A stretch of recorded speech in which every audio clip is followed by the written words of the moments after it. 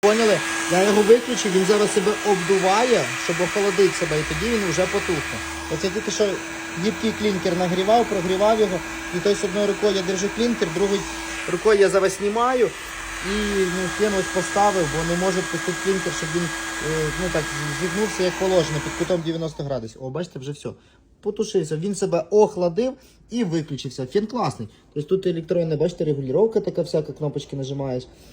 Ціна скільки там? 1485 гривень, здається, якщо не помиляюсь. Бо з тої сторони ценник. Так що кому треба фен, може кому треба гібкий клінкер, термопанелі, пишіть, дзвоніть, відправляємо по всій Україні новою поштою.